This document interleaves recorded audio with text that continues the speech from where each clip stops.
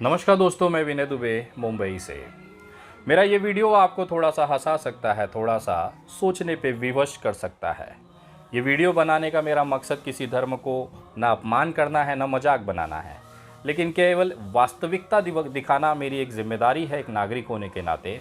तो मैं वो हकीकत आपके सामने पेश करने जा रहा हूँ जिसे देखने के बाद आपके दिमाग की बत्ती डिगमिग डिगमिग करने लगेगी। डिगमिग मतलब चालू बंद होने लगेगी कि ये क्या हो रहा है। किसी भी धर्म को बढ़ने के लिए उसमें सबसे बड़ा हाथ उनके धर्म गुरुओं का होता है। इस्लाम में अगर आप देखें तो ऐसे बहुत सारे मौलवी साहब हैं, मौलाना साहब हैं, धर्म गुरु हैं, जो जगह जगह पर सभाएं लेते हैं, उसमें अपने दीन की शिक्षा देते हैं कि किस तरह से इस्लाम को बढ़ाया जा सकता है, इस्लाम के नियम क्या हैं, हमें क्या मानना चाहिए, कैसे हमें रहना चाहिए और किस तरह से इस्लाम को लेकर पूरे देश में एक मैसेज देना चाहिए। इस्लाम एक लौता ऐसा विश्व का धर्म है या फिर एक व्यवस्था है जो बड़ी तेज़ी के साथ फैल रहा है। सबसे बड़ा कारण क्या है कि इस्लाम में जो इस्लाम मानने वाले लोग हैं यानी कि मुसलमान हैं, वो तो इसे बढ़ा ही रहे हैं, लेकिन ख़ास तौर पर गैर मुस्लिम जो हैं वो इसे बहुत तेज़ी के साथ अपने देशों में, अपने राज्यों में बढ़ाते हैं। मामला ये होता है कि जब अगर सनातन की बात की जाए, भारत की बात की जाए, तो इस देश में बहुत सारे ऐसे सनातनी साधु संतों को इस्लाम ने भाड़े पर काम करने के लिए रखा है। जी हाँ, मैं ये इसलिए कह रहा हूँ क्योंकि वो पहने तो भगवा वस्त्र हैं, माथे पे टीका चंदन लगाकर वो एक अपने आप को सन्यासी दिखाते हैं, साधु संत दिखाते हैं, लेकिन कहीं ना कहीं हर दिन प्रत्येक समय वो केवल इस्लाम और मुसलमानों का प्रचार करते हुए दिखते हैं। जब भी इस तरह की कोई सभा होती है, अगर आप ताज़ा मामला देखें तो 5 फरवरी 2023 को जंतर मंतर पर एक सनातनियों का धर्म संसद आयोजित किया गया। उस पूरे धर्म संसद की अगर आप वीडियो उठाएंगे तो हर वक्ता जो कि साधु के गणवेश में था, साधु संत वाला जैसा हुलिया बनाया था, कितने तो उसमें महामंडलेश्वर थे, उनका पूरा अगर स्पीच उठा के देखेंगे तो केवल इस्लाम और मुसलमान के आसपास फिरता हुआ नज़र आया। उन्होंने कहीं पर भी अपने भाषण में ये नहीं बताया कि हमारी भगवत गीता में ये शब्द का इस्तेमाल हुआ है या ये एक प्रकरण है जिसको हमें अपने आप को अंदर उतारना है और हमें गर्वान्वित महसूस करना है। उन्होंने ये नहीं कहा कि इस पर प्रभु श्री राम जो थे मर्यादा पुरुषोत्तम थे, किस वजह से थे, किस चीज़ों से थे, अगर हम उसको अपने जीवन में उतारते हैं तो हम भी एक बेहतरीन इंसान बन सकते हैं। क्योंकि प्रभु श्री राम का जो जीवन परिचय है वो बहुत ही मर्यादा पुरुषोत्तम वाला है। इसके उलट अगर आप इनकी सभाओं के भाषण देखेंगे तो उसमें ये बताया गया कि कैसे इस्लाम, कैसे सनातन और कैसे कुरान की आयतों में क्या क्या लिखा हुआ है। मुझे समझ में नहीं आता कि भगवा साधु संत का गणवेश लेकर अगर आप कुरान की आयतों की बात करेंगे तो कहीं ना कहीं इसमें इस्लाम के प्रचार और प्रसार में ही मदद हो रही है। उन लोगों के अंदर भी जो सनातनी भाई हैं, हिंदू भाई हैं, उनको भी ये सोचने पे मजबूर होना पड़ेगा वो क्या करेंगे। जब आपकी बात सुनेंगे, एक साधु संत के मुंह से ये चीज़ निकली है कि कुरान की ये आयतों में ऐसी ऐसी चीज़ें लिखी गई है, तो वो गूगल पे जाएगा, कुरान को हिंदी में ओपन करेगा, इंग्लिश में ओपन करेगा और उसे पढ़ने की कोशिश करेगा। जब वो पढ़ेगा तो उसको दिखाई देगा कि कुरान के आयतों का जो मतलब ये बता रहे हैं, इसका ठीक उल्टा है कुरान में आयतों का मतलब। कारण ये है कि ये अपने हिसाब से हिंदुओं को और सनातनियों को भड़काने के हिसाब से आयतों का मतलब निकाल देते हैं। उसी का अगर ठीक उल्टी तरीके से अगर आप सही में वास्तविकता की कुरान के आयतों का और उसका सही मतलब निकालेंगे तो आपको पता चलेगा कि कुरान जो है एक शांति फैलाने वाला, मानवता और इंसानियत को बनाए रखने वाला एक ऐसा ग्रंथ है, एक ऐसी किताब है जिसका एक अच्छा जीवन परिचय उसमें बताया गया है। कुरान ही वो किताब है जिसमें ये बताई गई है कि मजदूर की मजदूरी उसके पसीना सूखने से पहले दे देना चाहिए।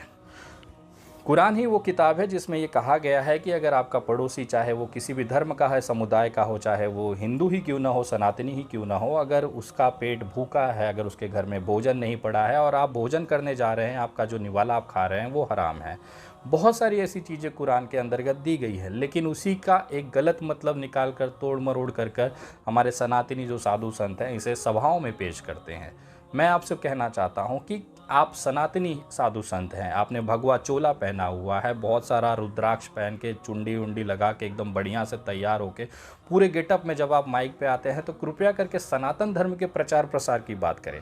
आप मुसलमानों को काट कर इस देश में जो एक तबका है उसे ये प्रभावित करते हैं कि ऐसी क्या बात है, हमारे साधु संत मुसलमानों से क्यों परेशान है। और जब वास्तविकता वो देखते हैं, ज़मीनी स्तर पर जब भाईचारा देखते हैं, तो उन्हें ये लगता है कि ये जो साधु संत कोई साधु संत नहीं है, एक नकली गणवेश में बैठा हुआ भारतीय जनता पार्टी का टट्टा है, जो केवल अपने मुंह से एक विचारधारा के सांस निकलते हुए मुंह से गंध फैला रहा है, जिसकी कोई वास्तविकता हकीकत नहीं है। शायद यही कारण है कि भारतीय जनता पार्टी खुद ऐसे लोगों को अपनी पार्टी में नहीं रखना चाहती। अगर उसका लाइव उदाहरण आप देखें पिछले 1 सालों के अंदर, तो आपको दिखाई देगा नुपुर शर्मा का केस। नुपुर शर्मा भारतीय जनता पार्टी की प्रवक्ता थी। एक गलत बयान की वजह से 1 मिनट नहीं लगा भारतीय जनता पार्टी को उनके पिछवाड़े लात मार के उनको पार्टी से बाहर किया। आज नुपुर शर्मा डर डर के ज़िंदगी जी रही है, और जिस पार्टी के लिए उन्होंने ये सारा चीज़ रचा था, पार्टी ने भी उनको थूक कर गटर के पानी में बहा दिया। दूसरा उदाहरण अगर आप देखना चाहें तो तेलंगाना का टी राजा को देख लीजिए। उन्होंने भी बहुत बढ़ चढ़ कर बहुत सारी बकचोदी समाज में और सोशल मीडिया पे फैलाई, लेकिन क्या हुआ? भारतीय जनता पार्टी ने ऐसे कुत्ते के पीछे लात मारकर उनको भी गटर में फेंक दिया। भारतीय जनता पार्टी वो पार्टी है जो केवल आपके इस्तेमाल होने तक आपको इस्तेमाल करती है। नींबू निचोड़ गया, पानी खत्म हुआ तो उसे गटर में जाना ही है। यही हालत है भारतीय जनता पार्टी की एक विचारधारा की। बहुत सारे लोग ना इसको फॉलो करते हुए देश में तनाव पर और नफरत फैलाने का काम करते हैं। आपको वसीम रिजवी तो याद ही होगा। जी हाँ, जितेंद्र त्यागी, जिसको कि दासना वाले यति नरसिंगा झंडे ने हिंदू बनाया, घर वापसी कराई और उसके बाद उस बेचारे को ले जाके धर्म संसद में भड़काऊ भाषण दिलाए। हालात ये था कि वो इकलौता जेल में था और बाकी जितने भी उसके आसपास के साधु संत थे वो बाहर थे। जब वो जेल से आता है वसीम रिजवी, तो ये कहता है कि मुझे बहुत अफसोस है कि मैंने हिंदू धर्म अपनाया और मुझे किसी का साथ नहीं मिला, किसी का प्यार नहीं मिला। मिलेगा भी कैसे जब हम अपने ही समाज के सनातनियों को सम्मान नहीं दे पाते? तो तू 2% का बढ़वा बाहर से आकर, इस्लाम से आकर हिंदू धर्म अपना के तुझे सोचेगा कि तुझे सम्मान मिल जाएगा। आज विनय दुबे को जो गालियां देने वाले सबसे बड़ा जो तबका है वो भारतीय जनता पार्टी के टट्टे सहलाने वाले वो कार्यकर्ता है, जो अपने आप को जय श्री राम का नारा लगाकर कट्टर सनातनी होने का दावा करते हैं। लेकिन अगर 4 बातें मैं उनसे कह दूंगा तो वो लगेंगे अपने पैंट में पेशाब करने। कारण ये है कि मैं अपने सनातन के साथ चिपका हुआ हूँ। आज भी मेरे माथे पे तिलक चिंडी होती है, जनेऊ धारी करता हूँ, रुद्राक्ष की माला मेरे हाथ में होती है, रक्षा सूत्र मेरे हमेशा साथ होता है। मैं भले किसी भी विचारधारा की लड़ाई लड़ूं, लेकिन मेरे अपने सनातन धर्म पे मुझे गर्व है। मुझे रामचरितमानस में ये दिखाया गया कि किस तरह से सबरी जैसे एक जाति विशेष की महिला को प्रभु श्री राम ने अपने दिल में जगह दी, उनकी माता का सम्मान दिया। आज वो देवी है। मैंने श्री राम चरितमानस में मैंने ये भी देखा कि रावण जैसा विद्वान पंडित भी असुर की कैटेगरी में माना जाता है। तो मैं उस रामचरितमानस के मर्यादा पुरुषोत्तम के जो नियम बताए गए हैं मैं उसे फॉलो करता हूँ। उसमें पशु पक्षियों से, इंसानों से इंसानियत वाली मोहब्बत करना, प्यार बांटना, लोगों की मदद करना सिखाया है। ना कि किसी के बुजुर्ग 70 साल के आदमी को पकड़ के दाढ़ी काटना, न किसी को पेट में बांट कर जय श्री राम के नारे लगाकर उसकी हत्या कर देना। कुरान में भी अगर आप देखेंगे तो ये वाक़या आपको उसमें भी दिखाई देगा, जो प्रभु श्री राम ने मर्यादा पुरुषोत्तम के प्रभु श्री राम ने रामचरितमानस में बताया है। कुरान में भी ये कहा गया है कि अगर किसी की आप हत्या कर देते हैं तो इसका मतलब पूरे इंसानियत की हत्या होती है। अगर आप ग्रंथों को सही तरीके से पढ़ें, ग्रंथों का सही से विश्लेषण करें, तो आपको पता चलेगा कि कुरान के अंदर, बाइबल के अंदर, गीता के अंदर जो चीज़ लिखी गई है वो भाषा अलग हो सकती है, उसका उद्देश्य अलग हो सकता है, लेकिन उन सब का मकसद केवल एक है, इंसानियत, भाईचारा और शांति का प्रचार प्रसार करना।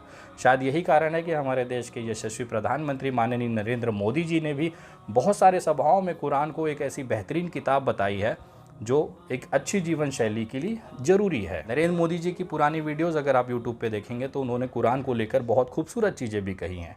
एक सभा के अंदर वो कह रहे थे कि कुरान में सबसे ज़्यादा शब्द जो इस्तेमाल हुआ था उसका शब्द था इल्म।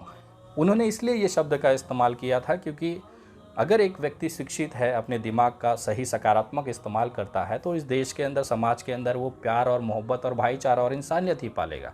लेकिन उसके उलट मैंने देखा हूँ कि हमारे सनातन धर्म में ऐसे बहुत सारे कलंकित करने वाले साधु संत हैं जिनके मन में मुसलमानों के प्रति, इस्लाम के प्रति इतनी नफरत भरी हुई है कि उन्होंने अपना मकसद, अपना संन्यास का सत्यानाश कर लिया। एक साधु संत, एक सन्यासी वो होता है जो अपने प्रभु के भक्ति में लीन होता है। उसे दुनियादारी, लोभ, माया, लाभ, लालच से कोई मतलब नहीं होता। लेकिन इसके उलट वो केवल अपनी राजनीतिक महत्वाकांक्षा और सोशल मीडिया पे थोड़ा सा व्यू और थोड़े से पैसों के चक्कर में वो अपने सन्यासी, अपने चोले को, अपने भगवा कलर को अपमानित कर देता है। अभी आपने पठान का हालत देखा था कि किस तरह से भगवा बिकनी को लेकर ये तमाम लोगों ने बाइकआउट किया, लेकिन देश की जो सकारात्मक जनता थी उन्होंने पूरा समर्थन पठान को दिया।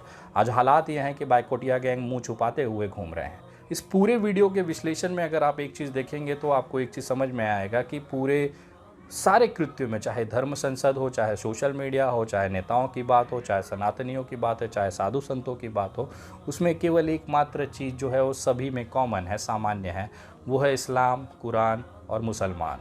वो लगातार उसमें अपनी बात करते हैं और इस्लाम का प्रचार करते रहते हैं। यही कारण है कि आज इस्लाम जो है बड़ी तेज़ी के साथ पूरे विश्व में फैल रहा है। मुसलमानों की अपनी ताकत है इस्लाम को आगे बढ़ाना, दीन की शिक्षा बढ़ाना, इंसानियत भाईचारे को बढ़ाना।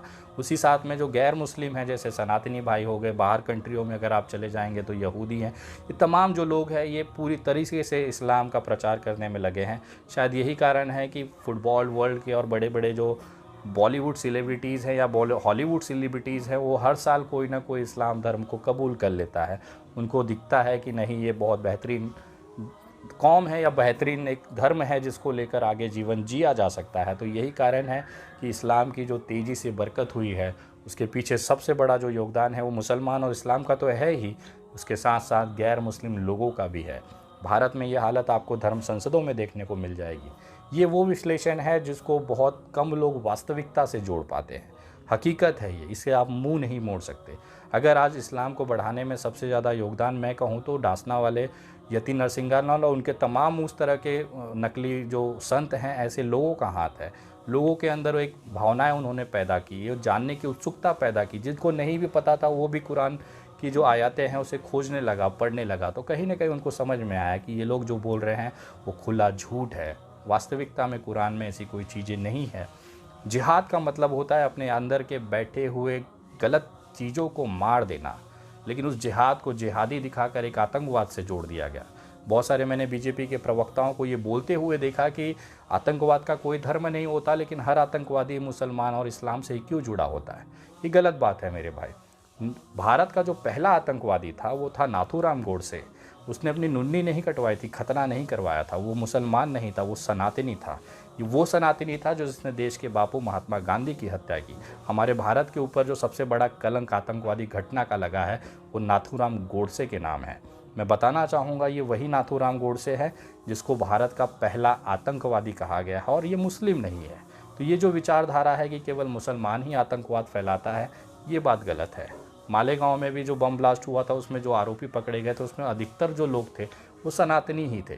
तो ऐसा नहीं कहा जा सकता है कि इस तरह की घटनाएं केवल मुसलमान ही करता है। हमारे हर समाज में कोई ना कोई गंदगी के ऐसे लोग, विचारधारा के लोग होते हैं। इसका मतलब ये नहीं है कि उस पूरी कौम और पूरे धर्म को ही हम गलत करके कटघरे में खड़ा कर दें। बलात्कार अगर किसी ने किया है तो उस व्यक्ति ने किया है, ना कि उसके धर्म में।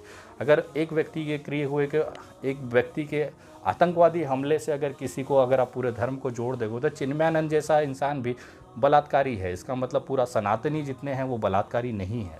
यही फ़र्क होता है सोच और विचारधारा की। मैं लगातार कोशिश करता हूँ कि जो इंसानियत और मानवता है उसे देश में फैलाया जाए। देश की एकता, अखंडता, भारत विविधता में एकता का देश है। लोकतांत्रिक पद्धति से चलने वाला देश है। यहाँ पे हर विचारधारा, हर धर्मों का उतना ही सम्मान है जितना मेरे धर्म का है। मेरा सनातन ये नहीं करता है कि दूसरे धर्मों को अपमान कराओ।